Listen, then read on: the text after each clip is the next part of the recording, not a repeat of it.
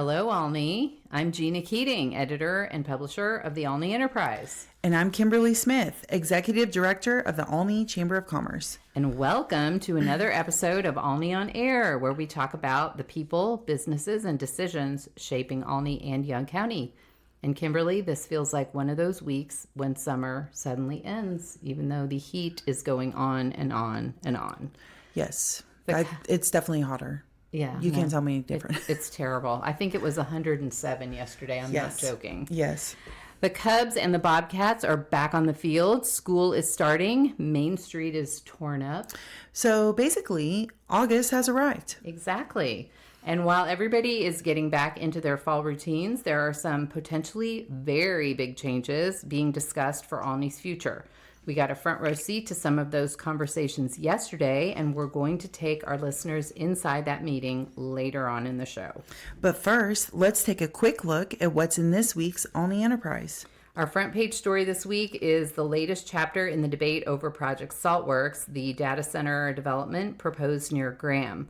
Young County Commissioners formally received the developer's application for a tax abatement on Monday after meeting in closed session with attorneys for the project. Now, this does not mean that they are approving the abatement agreement. They're just receiving it. And I have actually heard something that made me feel a little bit better. I have heard that Win Graham is one of the hardest negotiators. Yes. He is going to make them, no punches. No. Like, I've heard that from multiple sources. So that made me feel good that he has our back and he's not just going to let them come in here and just run amok. Yes, exactly. But in the meantime, there were about a dozen residents who came to the courthouse to urge the commissioners to slow the process down or reject tax incentives altogether. Several said the county should wait for the Texas legislature to consider regulations governing large data centers. And depending on what they put out, would any of that go retroactive? If they come out with something that is not included in the current negotiations, would that be added to it? I got a press release that same day saying that Stream is going to comply with whatever the governor asks. Like, they're getting pre-approved to the conditions. So, okay. Yes. So then it won't even be a problem. No, okay. I don't think so. Great. And this debate is definitely not going away. Inside this week's paper, we also have a story about Clayton Tucker, the Democratic candidate for Texas Agriculture Commissioner, who says Texas should consider temporarily slowing data center development while the state figures out how to protect farmland and water resources. Yeah, I had a really interesting conversation with him. He came with the other candidates to the Graham Beans and Jeans thing that they do every year. And his idea is that there is technology that will be ready soon that will allow data centers to operate much cooler because there will not include copper in the chips. And he had this idea for using hemp oil. It's not his idea. I think that is a system that's being worked on.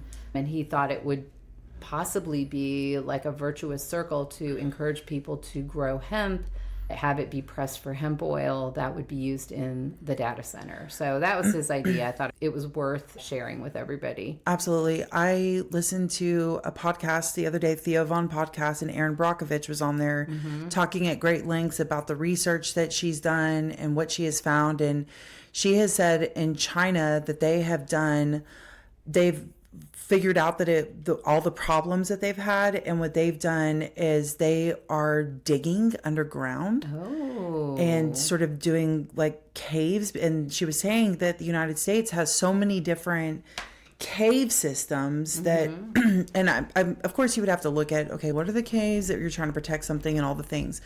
But she was mentioning that China has done multiple different adjustments to their data centers in order to not harm the environment and the smallest footprint, I guess. So I thought that you have to listen to that. It's really interesting to hear. And she has that map of all the different data centers. And she just brought up some good points to be aware of and the possibilities for how can there be a compromise in place where people don't feel Like, Right. it's just going to just deplete all of our resources. I feel like we need to learn as much as we possibly can, Absolutely. to make good decisions about this. So I just think, here's one thing that I think is really strange. I have actually a really great op-ed in the paper this week by Brenna Ogle about the financial side of the whole equation. Really Can't wait to read that. Yeah, it's That's a really great. interesting article. Awesome. And back here in Olney, drivers are going to need a little patience. A lot of patience, and TxDOT has begun a major resurfacing project along Main Street, milling off the existing pavement and putting down a new surface through town. City Administrator Andy Wolf says motorists should expect these lane closures and delays for about the next 3 weeks. TxDOT is also working on Loop 132.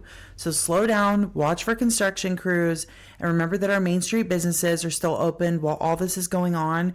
And beware of the Grand Canyon that is on Main Street. There's more than one. Yes, there's a few of them. The one that I swore I almost bottomed out on. I mean, it was so big, and I was like, oh my gosh. That one is in the Allsup's Big Love's barbecue area. Yeah, and then there's another one in front of State Farm. Yes, so be careful with that. Yes, absolutely. Okay, so there are some happier signs that summer is ending. Olney Cub football is back. Whoop, whoop. Yes, go Cubs. The Cubs have begun practice under head coach Dustin Altmiller, who's heading into his second season. Yes, a second season. Yay! That's good news. Yes, and the excitement around football season is already building. Also, our neighbors in Newcastle are getting ready. This week's paper has some terrific photos from Tackle with Moms, Decal with Dads, where Bobcat moms get a crash course in exactly what their sons go through on the football field, and dads help decorate the helmets. Yes, I like that that's a reverse sort of. You would think it would be the moms doing the decals, but I like that they switched it. They probably just didn't trust the dads, because I know my husband would just be just crazy. That's dads and sons. I know that's crazy. Right. Also, we know that summer is ending because that means the NFL and college football will be back. Hook 'em horns. Mm-hmm. Get your fantasy football, get your list ready. I don't know if you've already had your draft, but be ready. Be doing your research. I like to draft at least 3 sleepers every time, and I took a risk last year. I drafted Cam Scatabo, and he was a monster. Until, of course, his foot went the other direction. Oh, but God. somebody could be at the top of their game and just destroy. And then all of a sudden, injuries happen. And then this happens. And there's a blowout. So it's really fun. But yeah, so get y'all's teams ready and start doing that research. I know that Yahoo, they put out the good sleeper list every year. And so that's something I always look at. And it's too bad we can't do that for Young County. Well, so what I wanted to do, and I didn't do it this year, but because I need to talk to my board, but what I would like to do is start a chamber fantasy football league for all of our members. What a fun thing. Wouldn't that be so much fun? Yeah, because then I could learn how to do it. Oh my gosh. I want to do it so bad. And then I was going to make it into a whole thing and like have the live draft at Hudson's. Oh, and that's a great idea because they do. That is the greatest sports bar experience. Yes, that was my idea. So I'm hoping my board will let me do that. Come on, board. Yeah, just let us do it. It's so much fun. And it would be pretty much on me. But I mean, you would just download the app and then you just do it all from your phone. And I utilize my huge TV and I have my NFL ticket and I have 4 games at once. Yeah. And you can set your players on the TV. So whenever your player does anything, your TV will tell you. Oh my gosh. Although I'm watching my phone the whole time. My husband, it's so funny because every year he's like, you're watching more football. Yes, sir. And then it's unfortunate because whenever we go to my son's football games, I'm like checking college scores while we're there and trying to. You're immersed. I am. At every level. I love it so much. I know. Football is really fun, I must say. It's so much fun. I had this teacher when I was growing up. Her name is Miss Hofstra. Shout out to Miss Hofstra. And one of our classes that we did, I don't know if it was math. I think it was math. And she had it was a fantasy football team that you did on, but it was on stats and you wrote your own stuff out. I love that. And that was before anybody was into fantasy football. She would just called it, I don't know what she called it, but it was so much fun. And you just followed your team and instead of setting players. and my team was the Indianapolis Colts. And I wrote a letter to them. All of us each wrote a letter to our teams. That's cute. And I got Indianapolis Colts magnets, and then I got a bumper sticker. Oh, neat. And I was like second grade. Oh. And so that was really fun. You were doing statistics in second grade? What It was gifted talented. Oh, of course. You know. God, really gifted and talented. Statistics in second grade. Oh my God. She just had us right down the numbers, but I think that was also a reason why I really understood and appreciated about the different numbers that went with football. And so then I would go home from school and I would tell my dad about it. My dad just loved it, that I actually could have a conversation with him only about the Indianapolis Colts, and we're Giants fans, but that's fine. So, all right, let's talk about life and style. Yes, over on the Life and Style page, we are introducing readers to The Well and Table, a new Olney catering business started by my friend Katie Grubbs. She has the best heart. She has a servant's heart through and through. She's so great. We had a meal train and she made us carne guisada, and it was fantastic with homemade tortillas. Oh. And I mean, we just chowed down. And my kids ate it, which is a big deal. So she is fantastic. She actually recently catered 200 meals for Olney ISD's back to school teacher training. Yes, and if you look on her Facebook page, don't be hungry, because the cupcakes, the cookies, I was looking through that when I saw that she had catered it, and I tracked her down, but I had to look through that Facebook page to find her number. I know. And I just thought, oh God, those. And it's such fancy, it's like cuisine, like Yes. fancy, like elegant cuisine. She was really sweet. For Vera's first birthday, she made us a smash cake for Vera, and then I had her do some cupcakes for the kids, and it was so fantastic. But she just gave that to us, like that was her gift for Vera. It was so sweet. Yes, That is so sweet. All right, so we also take readers over to Archer City, where the Royal Theater celebrated the 60th anniversary of the Last Picture Show with a screening and panel discussion organized by the Larry McMurtry Literary Center. It was a wonderful evening celebrating the novel, the movie, and the West Texas landscape that inspired both. that's awesome. It was so fun. I went with my mom and Joe Bob, and we had a fantastic time talking to a couple of professors who studied the novel and the film, and a guy who worked with Larry McMurtry. It was really awesome. Anytime you can go and see either the bookstore booked up or any of the stuff that they put on, it's worth the 12-mile drive. Yes, I was driving through there and there were so many cars. I was like, man, something must be going on, because it was all in front of Booked Up, and then it was all the way around. So I figured something pretty cool was happening. That was it. It was really great, and it was really well attended. So yeah, awesome. It was good. And Olney police are asking residents for help identifying a man suspected in a vehicle burglary in the 500 block of West Bloodworth. Police are also asking residents in that area to check vehicles and review doorbell or security camera footage from the night of August 9th and early morning hours of August 10th. I watched that video. I just think it's so crazy. People are still doing this with as many cameras and doorbell cameras. Yes, exactly. Keep that in mind, anybody who has the urge to see what's in somebody else's car.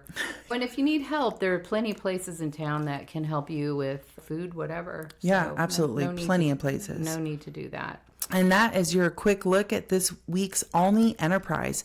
Pick up a copy around town, read us online, or download the Olney Enterprise app. Now it's time for our Business of the Week, when we introduce listeners to the people behind the businesses that serve Olney and the surrounding area. This week, our guest is David Parkey, Vice President of First State Bank and manager of its Olney and Archer City branches. David has deep roots in this part of Texas. His family's ranching history in Archer County dates back to 1882, and his own family has long-standing ties to Olney. His oldest daughter attended a Scottish Rite program at Olney Elementary School, and his two younger children were born at Olney Hamilton Hospital. David joined First State Bank as vice president in 2019, several years after the bank opened its Olney branch. He now divides his time between Olney and Archer City to be available to his customers in both communities. David, welcome to Olney on Air. We're glad to have you here. Glad to be here. Great. So let's start with your own story. What led you into banking and what brought you to First State Bank? It's kind of a non-typical story, I guess. Like you said, my family is involved in ranching. We have been for century plus. We had done business with some banks in Wichita Falls that were dedicated to ag lending, and as the state of banking changed and the names on the outside of the banks were changing, it seemed like every 6 months, and the people you used to deal with no longer were there, or they said nothing would change, and everything changed. And as a rancher, I was looking for a new bank to do business with. It's important for me personally to know who I'm dealing with, and to be able to pick up the phone and talk to the person I need to talk to and get my stuff done in a timely manner. So that brought me to visiting with Barry Gober, who's president and CEO at First State Bank. And so as we were visiting about just me doing business with the bank, he shared that, well, they're opening a branch up in Archer City.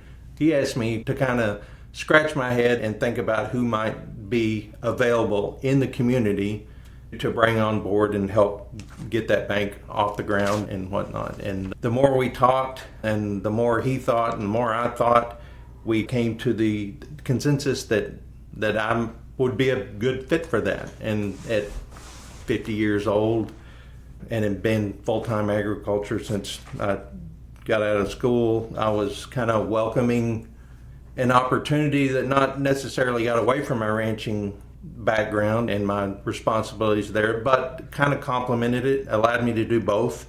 And he's been very gracious when I have a cow down, when I have a bull out, when I have things happen on the ranch. As anybody that has anything to do with agriculture knows, things happen. I have the ability to go and do those things and also take care of the bank stuff. That is super interesting. And so that's probably, like I said, one of the only stories you're going to hear like that of how I came into banking. But Yes. my family has had history in banking. My dad was a trust officer at First Wichita, Big Blue, downtown Wichita Falls for a number of years. My granddad, Jim Parkey, was one of the board of directors at Southwest National in Wichita Falls, which is where the Chase Tower is now. Okay. By Target. It was originally out towards the stadium and was hitting the big tornado in '79, but he was on the board of directors for that bank for years. I don't think it was my goal in life to, at 50 years old, change directions on careers, but it's been a blessing to me and my family to be able to do that, and it allows, like I said, we still do the ranching stuff nights and weekends, early mornings. I had to drag my 17-year-old out early this morning to work with some heifers and move some cows around and get a bull up and stuff like that. So I do all that before I ever come into the office. And I'm blessed that I've got really good people in both Archer City and Olney that allow me to do that. And they're always extremely gracious on getting me loose when I have to get loose and covering for me and doing things like that. But so I say all that to lead me back to, I've been on the other side of the table in banking. And so I know how important it is, how I wanted to be treated, how I needed it to work when I sat on the other side of the desk.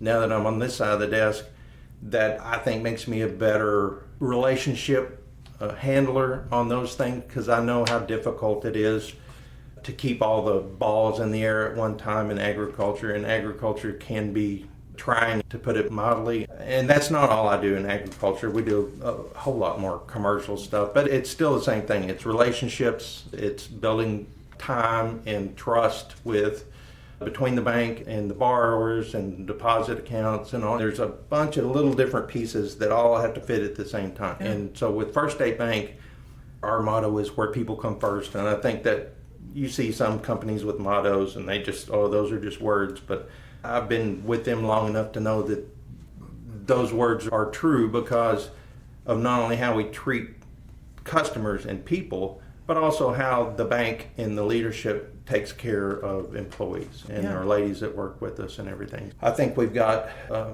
very bright future ahead of us. I'll share in a moment some big things that are happening with the bank and whatnot. But, Ooh, great. Okay, I'll just let the cat out of the bag. We're building a brand new building in Graham. So, you're kidding. We have been, I'm just going to tell a little bit about First State Bank's story. Yeah, So definitely. in 1983, there was a little bank in Woodson, Texas, that if your recollection goes back that far, which a couple of you were probably not born yet. Yeah. Banks were not in great shape, especially small banks or whatever. And there was a bank that failed in Woodson, Texas. And so there was a group of businessmen, mostly in agriculture and oil and gas in the Woodson area down there, that basically recruited Jay Gober, who's our chairman of the board currently, to open a bank. I don't know at what point that the government closed the other bank, and then the next day Jay and one lady and a yellow legal pad opened up as First State Bank in Woodson Wow. in 1983. So in that time that passed, they, of course, got things figured out and did a little bit better than the yellow legal pad as far as writing down loans and stuff like that. But they expanded to Throckmorton. And then I believe in 1990, they moved to Graham and set up their headquarters in Graham. So at that point, there were basically a headquarters in Graham and 2 branches in Woodson and Throckmorton. So they had 3 banks back in 1990. Over time, we added the branch here in Olney. At the same time, we added what we call the South Branch, which is across from United next to Whataburger there in Graham, which is basically a motor bank. Then we added Archer City in 2019. And then we added Jacksboro in, I believe, 2021. And so, great time to open new branches during COVID. But we made it work. And so with our headquarters, and what we call 6 branches, we have 7 locations right now. People always ask, are you going to get bigger? Are you going to go and do this and whatever? And we've had discussions and opportunities to maybe open in Wichita Falls or whatever. But I believe our heart is in Young County and the surrounding areas. So Young County, Archer County, Jack County, down in Throckmorton County. And I believe that we've just said, no, this is us. This is what we want to do. We're not a big city bank. We're not trying to compete with, Right. the Wells Fargos and the big guys or whatever, because then we lose our identity on who we are. And that the fact you call our bank and a live person answers the phone. Yes. We don't want to get so big to where AI is now answering the phone for us or whatever. That is fantastic. So in doing that, we've grown quite a bit. We've outgrown the building we started with when they opened up in Graham in 1990. We just literally don't have office space for the people that we need to have working for us. So right now we have right around 50 employees, 7 branches, and we've been there open for 39 years or whatever. It's our commitment to be who we are and to stay in the community and serve the community that we're in, that we're building this new building. And it's going to be really cool. We're actually breaking ground on it next Wednesday. No way. Wow. So Oh, next this Wednesday. is fantastic. And if you're familiar with Graham, so where the current bank is on 4th Street, where our headquarters is, right across the street from the drive-in theater. Yeah. So that's 4th Street that runs that direction, and then Cliff Drive runs on the corner right there. Yes. Basically the corner where the drive-in theater sits back in there. The bank owns that corner. And so that's where the new bank is going to sit right Wow, yay. Do you have any photos of it or like yes, schematics? I've got photos on our website and stuff like that. I can share that with you. So basically, it's going to be, I don't know how many square feet of it, but it's just amazingly way bigger. Currently, our building is 4,500 square feet. Our new building is going to be 14,000 square feet. Wow. So it's just going to allow our employees to do their jobs better and to accommodate our customers better. And it's going to have some really cool stuff. We're going to have these large, if you've been to Cracker Barrel and they have the big spots for buses to get into Cracker Barrel, we're going to have that not for buses, but for people with their trailers on. When they come in. So smart. Say they go to the sale barn and they need to go to the bank, they can park in these big oversized spots. Oh, that is so And smart. if they want to drive through the drive-through with their dually and their feeder and their cow trailer and their horse trailer, whatever, our drive-throughs are going to be made oversized and high clearance, so you can drive through with your trailer on. Talk about accommodating specifically to your customer base, because other banks are not going to have that. They're not even going to think of That's that. such a, that's not even a thought. That's awesome. I Okay, love that. so really quick, let me just slip this one in here. You are talking about a community bank, rural bank, understanding your customers' needs. That's a perfect example of that. But can you give us other examples of how you can serve this area differently than other banks do? I think we offer a wide range of products that are comparable to any other bank in the area. We have our own mortgage department, so anybody that's interested in making that leap of buying a house, it's a process. Anywhere you do that, it's going to be a process. We'll be glad to sit down with you prior to getting in that process, just to give you a checklist of, okay, these are things you need to be looking at. These are areas you need to have a certain score in this area. You need to have your debt below this area and stuff like that. And so I think it's really good in mortgage lending to be very intentional before you make that leap of just waking up one morning and say, I think I'll fill out a mortgage application. Well, that may work for some people, but for us regular people that kind of have to get all our ducks in a row, Right. it's a process. So sure. We're more than happy to work through all of that. And as far as on the account side, we offer all the CDs, IRAs, checking accounts, savings accounts, now accounts. And then on the lending side, through mortgage, we offer all that. But we, at our heart, we're a commercial lender. So we're lending money on small business owners, oil and gas, livestock, ranchers, all of that kind of stuff. Everything from a sole proprietor buying cows to an LLC that's out drilling wells, or a company that is oil field service or ag service in some way. It's a broad spectrum, but I would say 90-something% of our lending is commercial lending. Wow. And so in lending, there's two different sides of lending. So there's commercial lending and then there's consumer lending. So consumer lending would be you just as an individual want to go buy a car, get you a new car. Well, we can do that. It's not, I would say, it's competitive, like the credit unions in Wichita Falls and stuff like that. They offer probably longer terms and lower rates on consumer lending. We can do that. We can usually match those as best as we can, but at our heart, we're a commercial lender. But we can do those consumer things. So consumer lending is where you're going to get your credit score from. There's not a credit score for commercial lending, but as a commercial, say you as an LLC came in and you are members of this LLC. Well, for us to do a commercial loan for your LLC, we'd look at your consumer lending history and your consumer lending history. And that gives us the best picture, really the only picture we have, in order to know what we're doing on a commercial loan. Yeah. Consumer lending and credit scores, there's a little bit of black magic involved. I can't explain why one person has a 708 and they have all of these derogatory things, and then there's one person that's never done anything wrong, maybe has limited credit experience, and he has a 602. Yeah. It's crazy. Yeah. People ask me, why is that? And I'm like, I have no idea. I'm not the one generating these scores. It's Experian or TransUnion or whatever that generates those scores. But we do a lot of the time find ourselves going through and looking at those things with people and trying to address, okay, well, it says you owe $43 to Dish Network from 5 years ago. And they're like, I didn't know that. I'm like, well, I would reach out to Dish Network and say, hey, can I pay this off? And not only can I pay this off, but will you take it off my credit? So there's a lot of things we can walk through with customers, and that's one of the things we're more than happy to do. Right. If they do have those little things, those little dings on their credit that are affecting their ability to do other things, well, let's look at what that is and let's try to fix it. And then in a month or so, your score is going to improve, and then we can maybe do what you wanted to do in the first place. They don't ever just disappear on their own. A lot of people like to believe that $150 that I tried to stiff AT&T with 6 years ago is just going to disappear.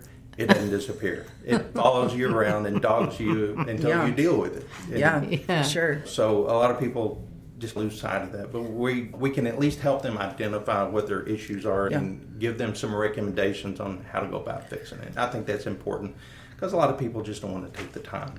If I'm not going to loan you money today, I've got other things to do, go on. Well, no, I can't loan you money today, and there's a simple reason why I can't. I'm going to help you get that fixed. So in a month or two, we can do business. So and I can speak personally. We were making not like a huge purchase, I guess, to some, but for us, it was a big chunk that we were taking out, and we worked with Brant at the Graham branch, and we did a collateral sort of personal loan.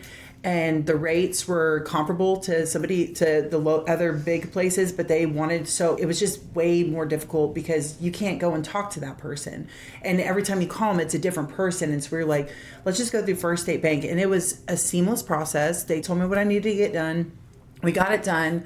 It was all done within a matter of maybe 2 weeks. And I can just speak that it was so nice to have someone that I could call and speak to. It was the same person. The steps were very easy to take care of, and we got it done. We took care of it, and it was all paid off and done in a matter of months. And so I will always look at First State Bank as that sort of customer service that I think we as a community are all craving. We want to have the same person to talk to. We want to have an easy process. And that was a great experience for us. And so now we always know if we ever need to make a big purchase again, we know we can go to First State Bank and we know what the process is. So thank you to First State Bank for making it easy for us, because that was a stressful purchase. We were like, what are we going to do? So I just want to say thank you. And that was a great process for us. Well, we try to make it very clear and easy to understand. And these are the steps in the process. Yeah. And being the bank, the size that we are, I'm not going to say we're a small bank. We're a very healthy bank, and we've grown substantially in the last 10 years. But we have the ability, just the way we're set up, to do things relatively quickly. Where we don't have to wait for some loan committee meeting that's happening 3 weeks from now. If you've got your ducks in a row and I've got the information I need, and I can make that loan today. Right. You can walk in today and have your loan done this afternoon. That's how we're able to operate because of the size we are, and because that's the way we want to operate. Right. We don't want to be bogged in our own bureaucratic red tape and cost people time, and because time is people's most valuable resource. Yeah, absolutely. And so I'm very sensitive to that. When somebody has a need and they need to get something done, it's not a theoretical 3 to 4 weeks from now. They need it done today or tomorrow. Right. And so we do our very best to try to get that done. And our ladies that work at the branch, and Stacy's here with me today, she's one of the very best in doing that. Of recognizing that this person needs this account revised, or this changed, or their CD changed, or whatever. And but she's in the hospital, or her mom's in the hospital. Right. And she loads the paperwork up and goes down and takes it to them, or meets them after work, after hours, on her own time, because it's important to her and to all of our other employees that we get taken care of. It's not like, well, if you can't be here at our facility when the door closes at 4 o'clock, we can't help you. You're never going to hear that from us.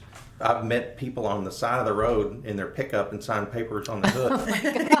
And I say that, but it's happened more than a few times. And back during the PPP thing during COVID, oh my gosh, I was signing papers in people's pastures and in their feed rooms and on the hood of their trucks and on their trailers and whatever. And we were blowing and going, and just because it was important to people that they get this done quickly and efficiently and right. And so we're willing to make those after hours, before hours calls and meet people where they're at. They don't have to come to us. We can come to them. Now, I will say that I'm not going to say we're old-fashioned, but we're not going to do a lot of e-sign kind of stuff, more because of we're very particular about everything being done right. And there is an e-sign, and I'm not saying we'll never do it. I'm like, right now we're not doing it. It opens up a little bit too much to fraud, and some people can be taking advantage of that. So we're going to have paper printed out, and we're going to have ink on signatures and stuff like that. But that's just the way we do it. But like I said, we'll come to you if that's what it is. And we've had to mail papers to people and stuff, that people we knew, that it wasn't somebody else borrowing money or opening an account or whatever. But I mean, we will work with our customers where they're at, because we do have customers scattered all around, and no two of them are the same. Well, and that's another thing I was going to say, the fraud aspect of being a small community. And Stacy knows who I am, and so she knows that if somebody is trying to do a withdrawal on my bank account and it's not me, and because she knows who that adds another aspect of protection against fraud because y'all do know the people in the community, and so you're able to recognize like, no, that's not that's not going to work. So well, the same thing too. If somebody calls and said, "What is this on my account?" and Stacy looks at it, and all of a sudden, this lady that gets Social Security and pays her bill at Brazos and pays her city water bill and goes to Stewart's and goes to dollar store and whatever, and that's her normal routine, and all of a sudden there's something from Bangladesh coming out or whatever. There's a problem there, and we can address it, and she is Johnny on the spot of getting there and working with our fraud department to get that taken care of and getting people restored, getting their debit cards replaced, and getting them back to where they can function, because nobody loves going to the bank and doing paperwork. So we try to make it as painless as possible, but we're willing to meet people where they're at to get it done. Yeah, absolutely. I wanted to kind of go back, though, to the new bank building. We kind of went off on a tangent there, but so when is it going to be finished, do you think? They think about a year. So we're breaking ground here next week, and we're hoping by next August, September, we should be not only finished, but moved in. Okay. And that extra space is also going to house more people, right? And more functions? It'll allow us to do a lot more business development. It'll allow the people that we have, the really good people we have right now, to be able to spread out and have a little room to work. Because right now we've got people stacked on top of people. Tiny little cubicles. And they do a really good job and they work really hard, but we want to take care of our people and make it a more friendly environment for them to work in, and plus also add the additional people we need. Because we've gone from the original building that we actually built when we moved to Graham, they've added on the back of it to make offices. Well, those offices have gone and to be chopped up into little cubicles and stuff. So as we've grown, we just don't have the ability to do that. And then if you're familiar with the main bank there at Graham, right across the street, there's a metal building. It's a nice metal building, but it's a metal building. That's our mortgage department across the street. And it's very nice on the inside, but it's not connected to, the main bank.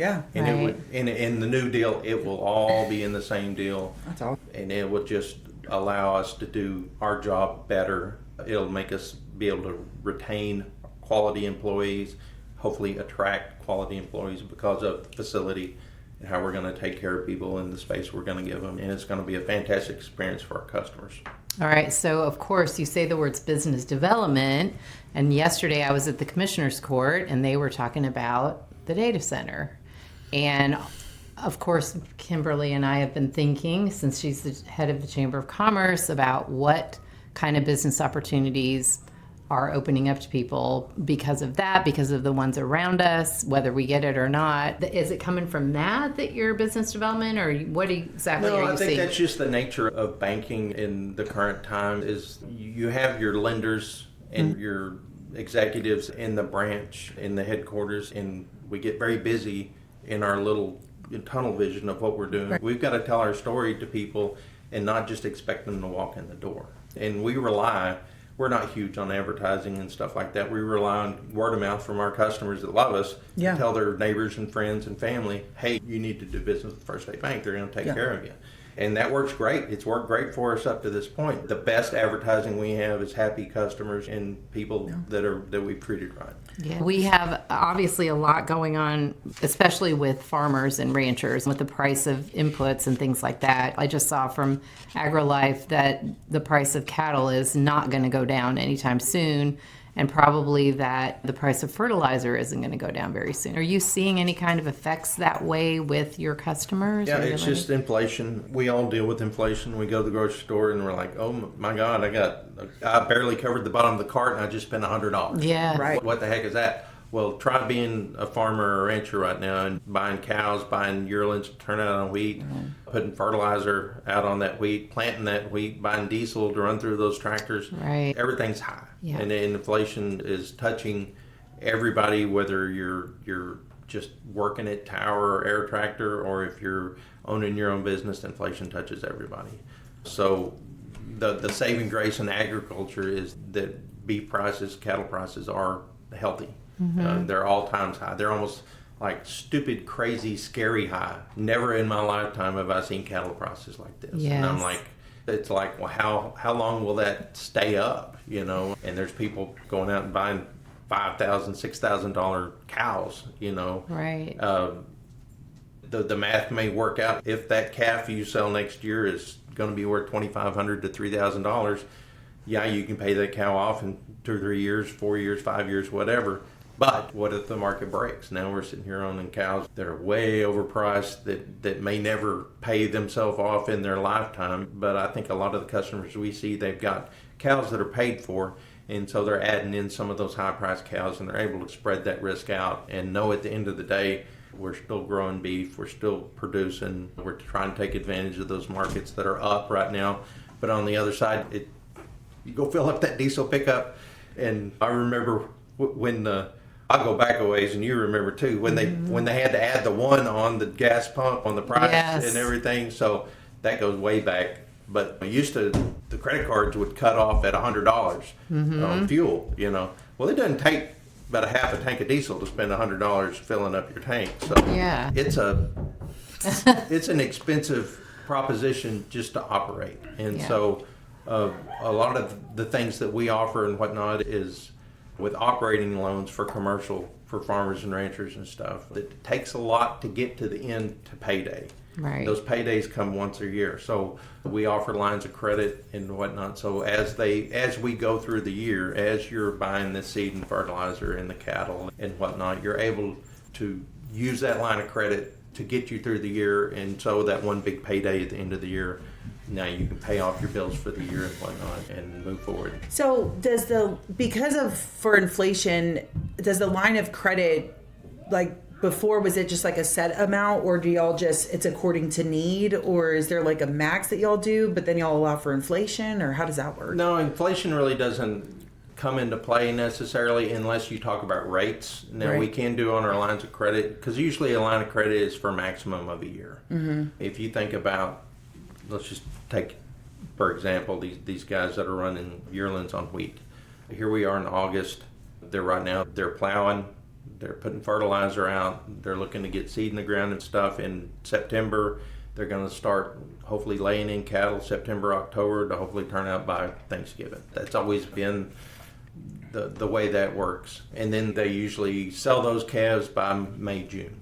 So say 9 months or something like that. Yeah. So even though we do our lines of credit per year at a time, usually they're borrowing the money and then paying it off within 9 months. But then they got lease payments and they got stuff that comes up after that. So really, usually we do 1 year at a time on those. And so to take into account of rates can change during the year. We are not controlled by the Federal Reserve. When they change their rates, doesn't mean we absolutely have to change our rates.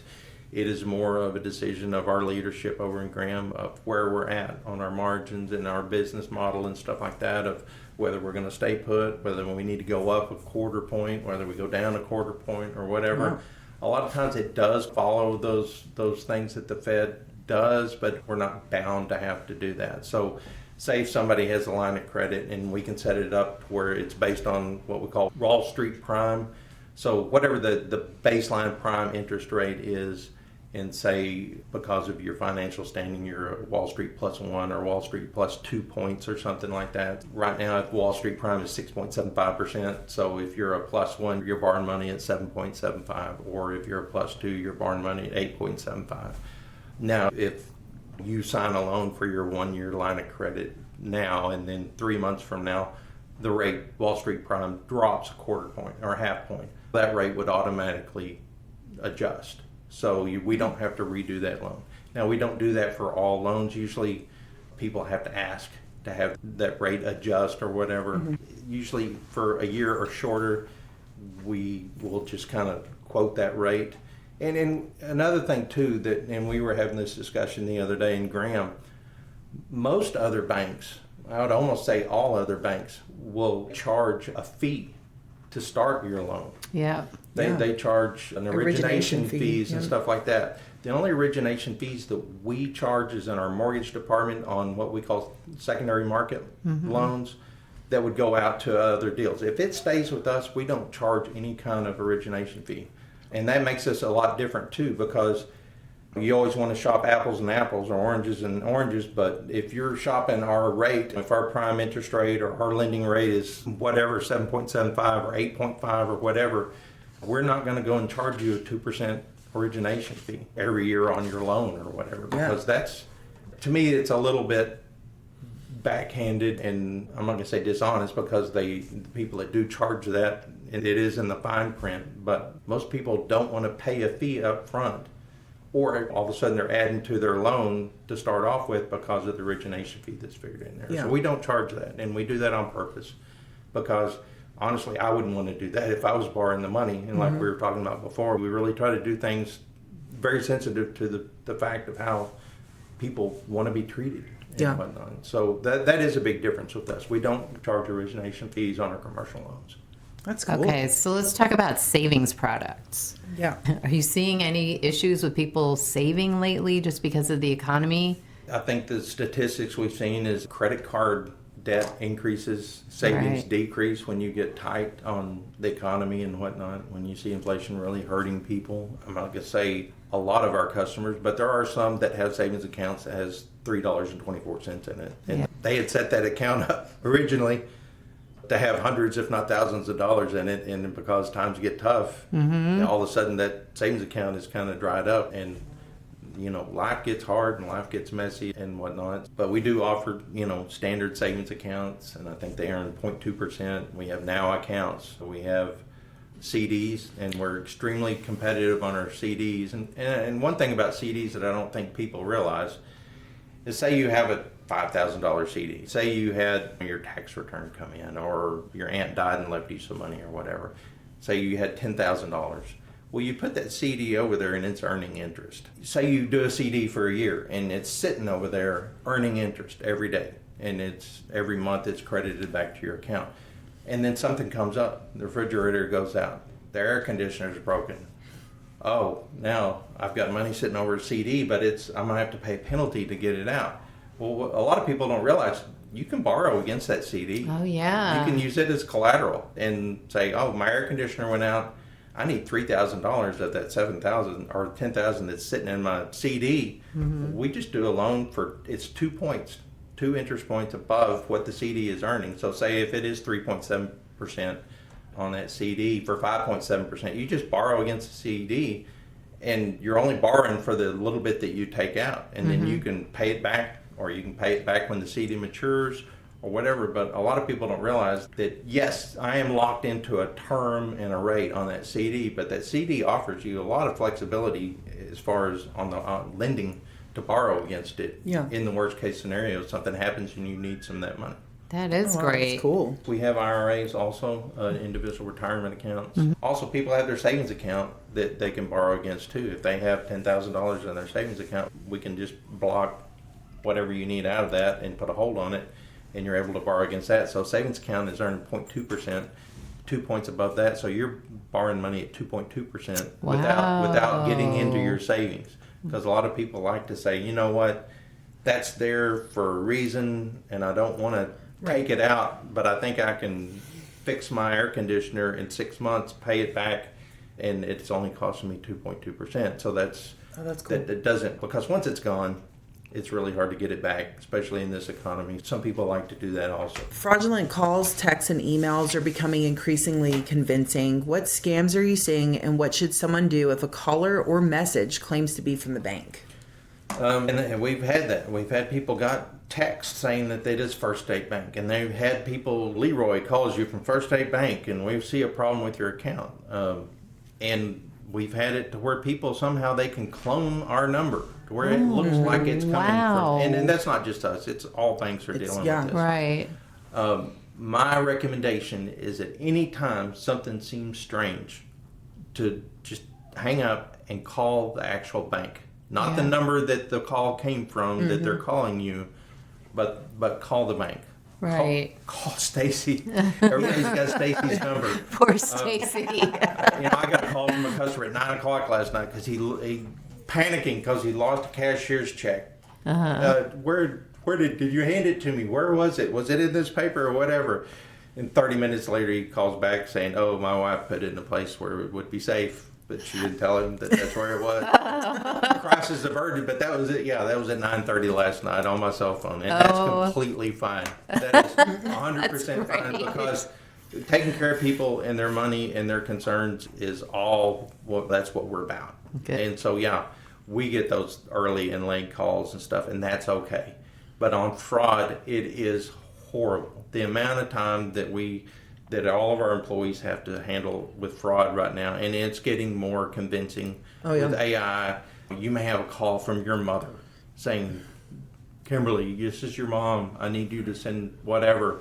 And it's not her. It's AI. Wow. You know? Yeah, it's crazy. And it's important on the emails. This is what I've had to tell my parents multiple times is you click on where it says it's coming from and it'll tell you where the email originated from. And if it ends in a Gmail, like the bank is not going to email you from some random Gmail and they're not going to, it has to say from the website or whatever. But, or if like the end of it, the name is like 64 characters long, like that's not anything to do with it. So I've had to work with my parents, and they even were getting notices from the county appraiser that they were behind on property taxes and gave this number. And I was like, because it's just like here where a lot of the numbers start with 564 and the number in Austin was way different. And I was like, let's call them and talk to them before you start panicking. They were saying she had like a lien on her house, and she was like, oh my gosh. And it was so it's just crazy. But if they put out 1,000 of those emails or text messages or letters and they only get one,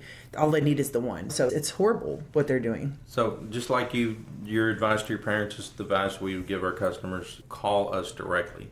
Talk to someone you know. Yes. Don't assume that the person that is calling or emailing you on behalf of us, First State Bank, or the county, or Chase Bank, or whatever, is actually who that is. Right. Go back to a number that you know is the correct number, call them, and whatever. And the more that whoever is either on the phone or emails or whatever is telling you that there's a sense of urgency, is the bigger red flag that they're trying to get you to do something quickly without you having time to think it through. Yeah, and using like to buy Bitcoin or like a different type of, or buying gift cards. Like, we've seen it all. And honestly, and I don't mean this as any slight against our senior citizens, they're going to be taking advantage of more on those things because as far as technology goes, they're not going to look at those email addresses like you're talking about. Mm-hmm. They're more trusting. Somebody calls and identifies themselves from AT. They see that as trustworthy, and then they're telling them that because of a phone wasn't returned 20 years ago, now they owe $1,000, and if they don't give them cash today, that they're going to put them in jail. And you hear that and you say, oh, that's stupid. Nobody would fall for that. Yeah. People are, if they're scared and if they really feel threatened, then all of a sudden they're wanting to do whatever they have to take care of the problem or whatever. And so it is, especially with our senior citizens, we see fraud. They're being taken advantage of, and we always try to tell them, talk to us. Come sit down with us. Let us see what you're getting. Let us hear who's calling you or whatever. They were told, don't tell anybody about this. So don't tell the police, don't tell the bank, whatever. And so it makes it really hard, and you have to really spend some time and put your detective ears on to really pick pieces up of what's going on. Why? You're a retired teacher and you do this, this, and this for the last 15 years. Why are you, all of a sudden, why do you need this money out in cash? Right. That's just not normal, not that that's not their money and they can't get their money out. That's great.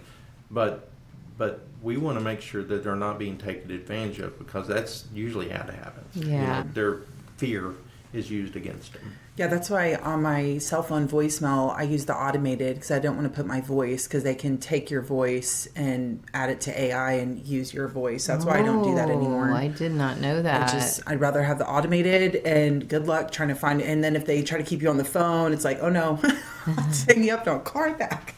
Now, they tell us now from a number you don't recognize or whatever, not to say this is David or whatever, because they're recording that, They're basically just fishing for you to start talking, and the more you talk, the more they can harvest that information and make it now to where my voice is going to somebody else telling them something that's obviously not me. Yes. So it's a scary intricate thing. It's crazy the amount of time and effort they put into scamming. It's like, if y'all put that same effort into doing good for the world, we would be better off. It's crazy how intricate and complicated and how deep and how far it spreads. It's crazy. And I think In the big picture, for our community, for our community bank, we're doing everything we can to try to safeguard those things. The amount of hoops we have to jump through personally just to get on our computers and stuff. Yeah. The frequency that we are tested for inside our own system of not clicking on these links and not doing Right. this, and always being sure of who we're dealing with and stuff like that, because just even in our local community, there's been some large amounts of fraud on fake invoices being sent and stuff like that. So Wow. you really have to know who you're dealing with and take care of that. And like I said, the great thing about our bank is we have people that are willing to take the time to Right. sit and go through, your mom is coming in and she doesn't recognize this, or she got this call about whatever. We've got people that will sit down with her and spend 30, 45 minutes going through that and putting her fears to rest, or putting a hold on that account till we can figure out what's going Yeah. on and stuff like that. So Oh, they're and not, and on y'all's app, I love that you can turn off the card from the app. So Oh, if yeah. something pops up, like it's so easy, like your app makes it so easy to just boom, boom, boom, and it's shut down. Like you just turn off that card until you figure out what's going on. I love that. That and we is do great. with debit cards and whatnot. In most banks, there's limits on, so you can only get so much a day, and that's it's a fraud prevention deal in case somebody does get your card. But a neat thing about the app is you can say you're at Home Depot and I'm buying a refrigerator, and I've already gone to Walmart and I've already gone here and there and bought groceries. We've been to Sam's, and I can go on my app and I can bump my limit up for Yes. that card for a short period of time to go ahead and buy that item or to finish buying my groceries or whatever. Yes. So if it's after business hours and you're in Wichita Falls and you've got a cart full of stuff at Home Depot or whatever, and you're like, oh, I'm probably up to my limit because it was payday and we've been waiting to make this trip, and Suburban is loaded up to the windows, I can go on that app and I can bump that limit out without having to call Stacy, who's not there because the bank's closed and she can't do anything from home on her cell phone. You can do that for yourself Yes. on your app, which that's, I think, a really cool thing because is. We've had to use that for cheer, and also you make that trip to Sam's, your monthly trip to Sam's, and then you hit up Home Depot. It's done. It's done for the day. And you used to have to call in to get Yeah. somebody to physically bump it up on our system, which means you had to be doing that during the business day. And I don't know who gets to go run around Wichita during the business day, but I don't get to. No. It's always, God help me, Saturday afternoon. Is there anything else that we need to talk about that we hadn't touched on yet? No, I think we just, with the announcement of our new building and stuff, that is our commitment to the community. We're not trying to build a new building in Denton or in McKinney or Frisco. We're building a new building in Graham. That's so great. Graham is the county seat of Young County. We have a really nice building over here in Olney. We've got a fantastic building in Jacksboro. We've got a neat little building over there in Arkansas City that's got a lot of history to it. Even Throckmorton and Woodson are neat little buildings. If you've never been to Woodson, you've never been lost in Throckmorton County. Or you had to go to Woodson for some reason because in Woodson, we don't even have an ATM or a drive-through in Woodson. Oh. You would think there's hitching posts out in front of the bank in Woodson. But everywhere else, we've got the conveniences of ATMs and drive-through lanes. And now with the new bank, we got the extra wide drive-through lanes so you can drive through with your trailer and your dually and whatnot and not hit post or anything. Oh, I was going to ask, what will y'all do with the old building in Graham whenever y'all move over? More than likely, we'll sell it. Okay. Sell it to somebody that was needing an insurance company or whatever that needs to. They've grown from 3 people to 12 people and need more room or whatever. It's going to be a great thing, and I think we're poised to make larger leaps in growth. And not only banks are always kind of judged on the amount of deposits they had, but the amount of deposits you have is what is the limiter on the amount of money you can loan back in your community. And this money that is on deposit with our bank is invested back in Young, Archer, Jacksboro, Throckmorton County. We're not in the commercial real estate market in Dallas County and whatnot. And a lot of these other banks around, like I said, and we don't run other banks down. We are who we are, and our word of mouth is our advertising. Our money stays in our community. And so that's really our commitment with this building we're just really, I think, drawing the line in the sand of this is who we are. This is where we want to be. This is who we want to serve. I think it's a great commitment on the part of our leadership and our stockholders and stuff like that and our shareholders that we're making this commitment. And like I said, there's not any smoke and mirrors. We are who we are, and we're where we want to be. And we're not trying to be anything that we're not, and we're not trying to be bigger than what we want to be. We're a community bank. We're proud of that. We are not trying to get up to a certain number so we can get gobbled up by another mega bank or whatever. We just want to do what we do and do it really well and take care of our people. Because our people are our neighbors. Yeah. Right. Our customers are our neighbors and our family and everything else. Yeah. So we treat our people like we want to be treated if we were making that loan, or if we were borrowing the money to buy cattle or a new pickup or a trailer or a combine or an $80,000 400 something horsepower tractor to plow with or whatever. It's just crazy the investment that it takes to continue to do business now, and we're more than willing to walk through this stuff with our customers. Yep. Absolutely. It's so nice to think about that, because everything is going hyperscale now. Everybody wants to be bigger. They want to cover more ground. But I'm with you. I think that local is the way to go. It really is. And I think it's gonna end up being that way, because it's like you were saying, you don't know who to trust anymore, really, because of what's going on with AI. And this is a perfect way is to get back to your local roots. So I think that's fantastic. Absolutely. Okay, so now time for the lightning round questions. Yes. Okay. Okay. I'll go first. Okay. All right. Cash, card, or mobile wallet? Me personally, Yes. I like cash. I'm a cash guy. Although we go on vacation and stuff, I'm using a card. My kids have Apple Pay. They don't even carry the physical card around with them. I'm like, I don't know that I trust that 100%, but it's probably more secure than having a card with you, honestly, from what I've read.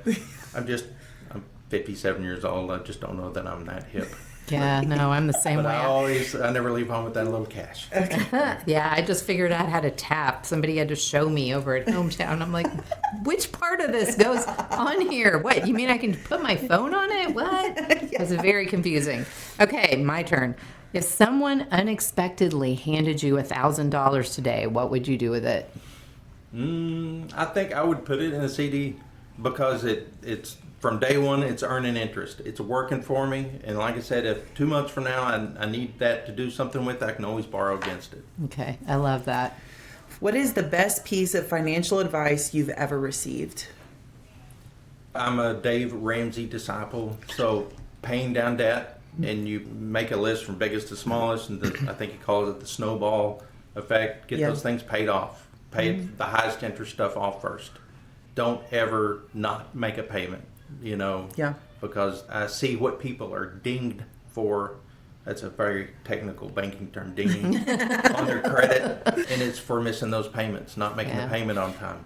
Got to make those stuff on time. You got to do your stuff, but man alive, if you've got a credit card out there that's charging you 23%, what in the world are you doing paying 23% for anything? For whatever the world you spent that money on, now you're paying 23% interest on that.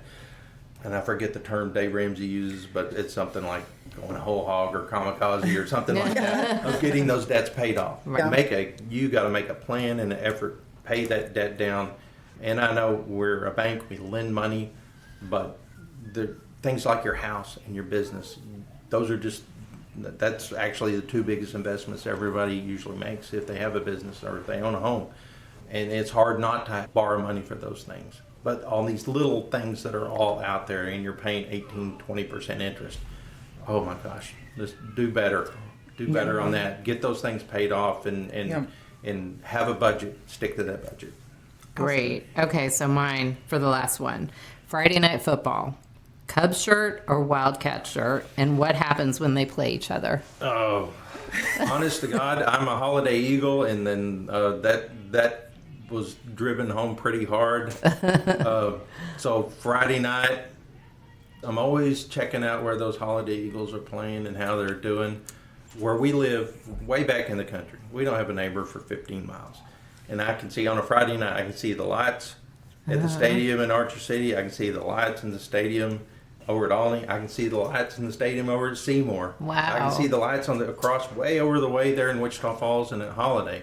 So it's always neat, and I love Friday night football. And we may, you get that little whiff of Frito chili pie and popcorn in there, and you look out there on Friday night and you look and see where are those stadium lights. And we may just go load up and go to a ball game. Yeah. Wherever the lights are, we'll follow. It's kind of like Field of Dreams or whatever. If you build it, they will come, especially if the Frito pie is really good and it's below, 80 degrees at a ball game or something. Yeah.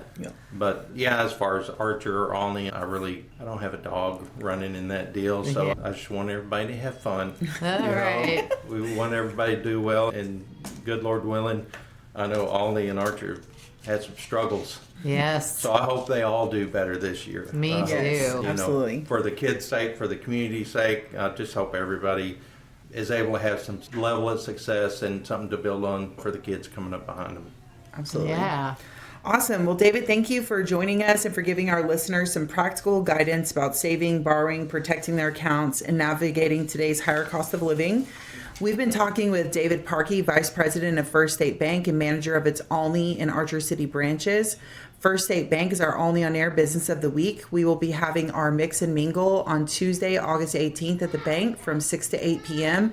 We encourage you to come on down, meet with David and Stacy and all the staff over there at the Olney branch. And we are looking forward. We always love that back to school Mix and Mingle. So head on out on Tuesday. All right. Thank you so much, for both being of you. here. Thank y'all for having us. Okay. Bye-bye.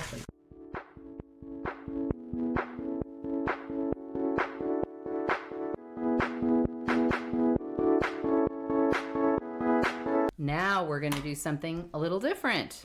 Yesterday, August 12th, Kimberly and I attended a planning meeting of the Olney Economic Development Corporation at Old Time Cafe.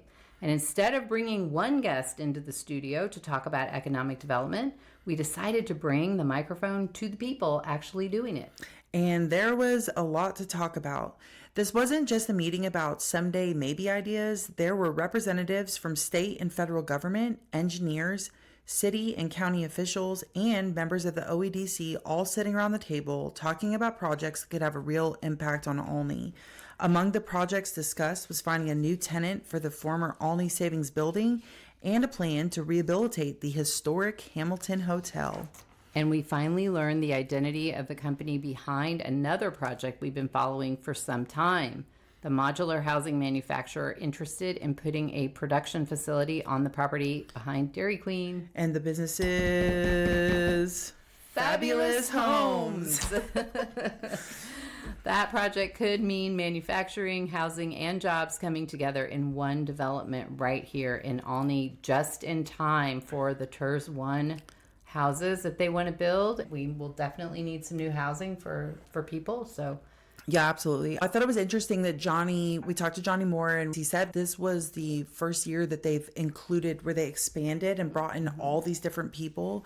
So I think it's such a great example of trying to get everybody involved and bring eyes to Olney. And so kudos to them for doing that. Yeah. And that modular home, the Fabulous Homes, they showed us, we got to see the images of what that should look like. Mm-hmm. And basically it's kitchens and bathrooms for modular homes. And it sounded like when they were talking about the expansion that it could be the entire modular home. I'm hoping that's true, but it's such a great option for people to have. I know building a stick-built home nowadays is so expensive, and a modular home is a great option. Right. And what was exciting was hearing all of those different people talking to each other about what it would actually take to make these projects happen. Mayor Rue Rogers was there. City Administrator Andy Wolf was there. Young County Commissioner Alan Craig joined the discussion, along with the OEDC members and representatives from our state and federal government. There were engineers interested in helping move these projects forward, and there was a real sense that Olney has several opportunities in front of it at the same time, like the lake. Right. We didn't talk about that. The lake plan is cool. It is so neat. I mean, to have a lake day in Olney would be epic. Yes, it would.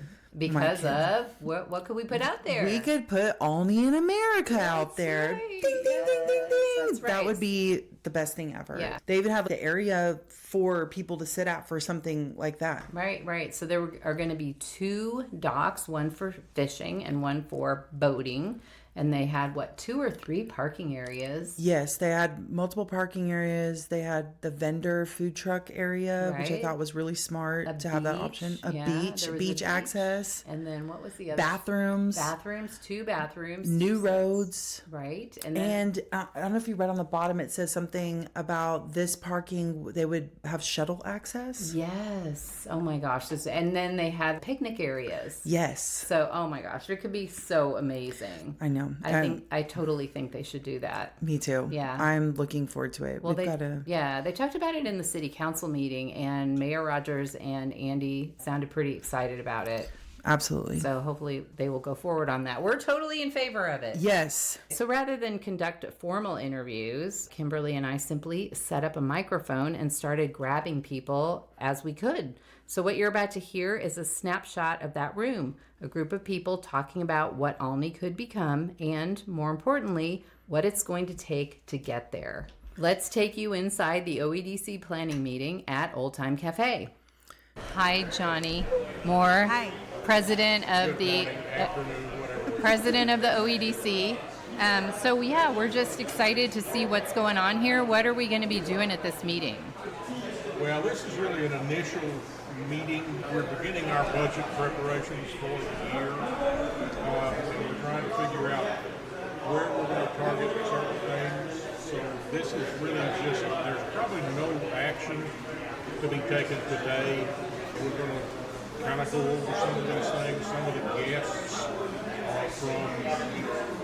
Is this a meeting that y'all do every year where you get all the different people from each? This is when I said this is broader, it's broader. Oh, this is awesome. Normally it's just us. Right. Yeah. This is bringing in more than we've done before. That's awesome. Yeah, This that's is a what I great thought. turnout. Yeah. Good deal. Thanks, I Johnny. better go call it All right. off. Thanks, John. All right, Mayor Rogers. Your meeting is pretty interesting. What did you take away from it? Great meeting, great group to have so many different people from the state and federal level here, and then the community members that are here, the EDC board, and kind of fun to get everyone in the same room and be talking about the vision and growth and what we can do as a community and how can we plan and then work together, collaborate to go make it happen. So it's encouraging and exciting to be a part of. One of the projects we discussed during this meeting today was the lake project, and that's something that we discussed at Monday's city council meeting of we've got some money proposed in our draft budget to spend out at the lake and to do some different things, and a perfect opportunity to collaborate with the EDC. This is more extensive, but in order to do that, you need the city, you need the EDC, you need all these different entities working together. But I love the idea of that project, and how can we really make Lake Cooper into a great asset for the community and be something that we can all go out there and enjoy. It's been neglected for years and years, and it's just, that's the reality, but doesn't have to be the future. And so we can come up with something to correct it and make it better and really make it something fun. Yeah, when looking at those images and the proposal, it's just amazing to think that we could have access to something like that in Olney and not. I think that's the thing with rural communities is you sort of get used to not having stuff available and understanding you're going to have to take a 30, 40-minute drive. So if we could have that here, yeah, I agree. That's such an awesome idea. And looking forward to progress. It's city property, and either let's invest in it and let's improve it, or if we don't want to do that, then what are we doing with it? We need to be thinking big picture, long term. This is something that we need to be contributing towards and fixing and making it something positive. Yeah, because if I've talked to Tom about this, if we could get that lake up to par and to where it was functional, that would be such a great idea, a great location for Olney in America. I think it has so much potential. Not to mention the other avenues of different events that we could have out there to bring the community together. I mean, the possibilities are endless once you start having a location like that. For me, my first thought is Olney in America because right now, we don't have one. So. Yep. So you're exactly right. And I guess many years ago, as Chuck Stennett, one of our city councilmen, alluded to when he grew up in Olney that he grew up going to that lake. There was a dock, and he used to fish off of that. They could tie their boat to it. So kind of going back to our roots in some ways, and then figuring out ways to make it even better. Okay, so what did you think about that fabulous homes proposal? Yeah, Tom and I had talked about that in the past. I didn't have a ton of information prior to today's meeting, but it's an interesting proposal, and it's something that has a lot of potential. I think there's a lot of questions still that need to think through, but you don't know unless you ask the questions and unless you start talking to those people and trying to explore the ideas of how could you do that and how could you get something like that set up, and then what benefit would that bring to the community. Yeah, because it sounds like, from what I could hear, was that those panels that they would, or the modules or whatever that they would make could be used in other projects in the city, like the Olney Savings Building or the Hamilton Hotel, and they'd be manufacturing that locally. Yeah. So. Well, and even as someone like we are on the hunt for purchasing land, and when you start to look at the build prices, I think there's been definitely a trend, people going into the modular homes and looking at the price points and how much, it just makes it a lot more cost effective for families. And so, I mean, it's pretty cool that it would be right here, and it's an idea. Yeah, it certainly is. And land is somewhat available. I mean, that's a positive, just being in rural America, rural Texas, that compared to the city, you have land and potentially access to it. Okay, so it was a little hard to hear the thing about the airport, but so that's going to stay, is that going to be annexed, or what's going on? I mean, I know there's going to be a big hangar there, there's going to be maybe 2 or 3 tenants. Yeah, nothing about annexation of the airport would be involved in that, but this would just be part of building an industrial park and bringing potentially a new business to the airport on some land out there that would need to be purchased. And then the company that was mentioned today was Neil Aircraft, and basically have that set up in conjunction there with Air Tractor for spare parts and different things that would work hand in hand with Air Tractor and be a real boost for them. So something like that be a huge positive, and then could be the first domino, the first big step, and then to go towards building an industrial park, and you have some other things that come in along with it. That would be pretty awesome. Yeah, that would be great. I think it's just that from the movie, if you build it, they will come. And you just, once you get that first domino, I mean, people will come. Same thing with the homes, all of it. They'll come. Yeah, I think it's all sounds good. Like, for your thoughts for the Olney Savings and Loans, I know that there's been multiple different ideas. How do you feel about the retail with the housing above? Yeah, a lot of different ideas. I know he's turned over every stone possible, and he asked the city council if he could do that, and we told him yes, because that's still a city building, but let's explore all ideas. And we even talked to Midwestern State at one point, trying to put a satellite college. We had the president of the university down here, and we walked her through, and we gave a great sales pitch, and it just one of those ideas that didn't go anywhere, but we didn't lose anything by trying. But want to continue to try to figure out what we could do there with that building, and is there a way that you could salvage it and turn it into something? And I think we need to continue down that path, but at some point, if we've exhausted all options, then we need to go to the next option, which is, what does Plan B look like, and what can we do in that lot that's prime on 79 and 114. So. And was Commissioner Craig, I know he had mentioned the building, and I know that there, if those negotiations go through, one of the things was having an employee hub where they're not taking up we're sort of already in a housing shortage. Was he saying that maybe some of those data center employees could be housed there? Is that what he said? I think so. It was kind of hard to hear as well, but that was from what I could hear. But and then that would be constructed, and then at the end of construction, those would be sold. I think he said to citizens of Graham, citizens of Olney or Newcastle or whatnot. But that is a great idea. Mm-hmm. Yeah. All right. Well, I can't wait until you come back on the show and we talk about the Olney Savings Building finally having a use and all the stuff that you went through to get it there. Well, you bet. Well, invite me anytime. Thank you all for doing the podcast. Thanks for having us on and being at the meeting today. Yes, thank absolutely. you. Thank you so much. Bye-bye. See you later. Bye. Hi, Chad Sullivan, rancher in Archer and Olney. And nationally famous, right? Too. Not so much. Okay, so you're here at the OEDC meeting. What did you come for, and what did you take Sit from it? on the Olney City Council, and she said, go to that meeting. Right. But no, I'm just interested in all things, property-wise, tax-wise, and things that affect our local communities. And this is one of them that seems to affect our local communities. And really the reason I came is because it's all about the dollars, right? How are we going to expand on all these? Great, but funding is more important because, in my opinion, Texans, as far as business owners, landowners, is a small base of upholding the whole state, right? They're the taxpayers. They're the ones taking the risk, doing the work, and paying all these taxes. The ideas are all great, and we love to improve our community, but it all takes money. On a personal level, me and my wife, we live in a 2,150 square foot home.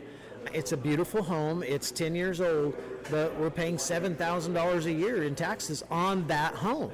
Well, you cannot continue to strap the people who take the risks in business.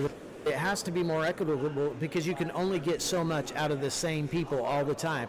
And so that's what my concern is really here is how do we fund all these projects? I'm not a big fan of public-private partnerships on a national level, for sure. They're more helpful on a local level. Are you beholden to when it comes to a public-private partnership? When you get that money doesn't come without strings attached. And so how does that play into your community? How does that play into your governance within that community? And so those are the reasons I came. That's actually great input. Yeah, that's great. Yeah, everybody gets real excited about business, but you're right. I mean, it depends on who you're partnering with. Yeah, you got to be really careful. And all of this stuff doesn't happen for free. The money has to come from the people. Yeah. The people. Even in a grant situation, the money comes from the people. It's a great idea.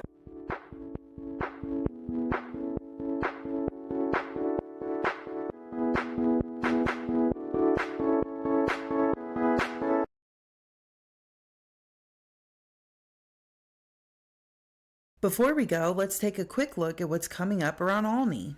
With school and fall sports getting underway, make sure you keep an eye on the schedules for the Cubs, Lady Cubs, Bobcats, and Lady Cats. We will be following them throughout the season in the Enterprise and here on Olney on Air. And a reminder for drivers, Main Street construction is underway, so give yourself a little extra time, watch for lane closures and crews, and please continue supporting the businesses along Main Street while this work is happening. The Senior Cup Center has several events planned for the rest of August. On Thursday, August 27th at 2:45 p.m., it's Community Game Day. Bring your favorite card or board game and spend the afternoon playing and visiting. The Senior Cup Center is at 302 South Avenue B. Then on Thursday, August 20th at 5:30 p.m., the center is hosting a potluck game night. Bring a favorite dish to share and stick around for games and fellowship. And on Wednesday, August 26th at 12:45 p.m., the Senior Cup Center will host an Angels Care Craft and Community class. Angels Care Home Health will also offer a blood pressure clinic beginning at 12:30. For more information about any of these, call Senior Cup Center at 940-564-2782. Absolutely. And the Chamber's event this month is August 18th. That's Tuesday, August 18th at First State Bank from 6 to 8 p.m. That is our back to school mix and mingle. If you are a member, if you are somebody who would like to join or just ask questions about what the Chamber does, just please come on by. We have the best time. It's sort of getting together before the world gets really crazy with all the things going on. I know my kids' schedules are already getting pretty crazy, but it's a great time to just meet with everybody, talk, and get to know your fellow members and business leaders. Yeah, no, I love those. Hopefully you'll have the little crudités and charcuterie. Yes. I believe Hudson's is catering that one, so that's going to be good. We also have a save the date for Friday, September 18th, when the Olney Chamber of Commerce presents the Cub Homecoming Tailgate and Meal. Yum, yum. Yes, the Homecoming Tailgate Party and Meal runs from 5 to 6:30 at the Olney IC cafeteria. So come out, eat with your neighbors, and get ready to cheer on the Cubs before the big game. We'll have a poster making station for the kids to take over there to the game, as well as we have a bunch of Cubs themed tattoos. So temporary tattoos, of course. So And one more recurring event, Cumberland Presbyterian Church is hosting a casual family-style Bible study every Sunday at 9:30 a.m. in the Fellowship Hall at 210 South Avenue M. You'll find these events and more each week in the community calendar on page 2 of the Olney Enterprise. And if your church, club, nonprofit, or community organization has something coming up, make sure you let the Enterprise know so we can get the word out. My email address is editor@olneyenterprise.com. Yes, you can reach me at the chamber at olneytxchamber@gmail.com. Also, for the podcast, you can find us on our Facebook page, Olney on Air. We watch that messenger, so if you have any ideas, thoughts, comments, concerns, recommendations, somebody that you want to bring on the show, anything you want to talk about, bring it to us, and we would love to meet with you or meet with who you want us to meet. It's a great time for trying to get people to come in and talk to us in Olney, not in Olney. If you have a subject you want us to talk about, let us know. Yes, absolutely. And be sure to head over to our podcast channel on YouTube. It's Olney on Air. Same thing for Spotify and Apple Podcasts. Make sure to like, follow, and subscribe. Share to your friends and family. If you have family that doesn't live here and they just would like to keep up, this is the spot. So share it to everybody. And didn't you tell me that we have some international listeners? Yes, we have a number of people. We have multiple, I think it was 8 are in Europe. We have some in Asia. When I went and looked at the cities, there was one in the Ukraine. There's multiple people in Australia listening. Oh my gosh, how fun. So, Hey, people. Italy, Spain. So hello, ciao, aloha. What's an Australian day, accent? mate. Good day, mate. Yeah, come visit us here in Olney. We'd love to see you. Oui. Okay, well, that's going to do it for this week's Olney on Air. I'm Gina Keating. And I'm Kimberly Smith. Thank you for listening to Olney on Air. We'll see you around town.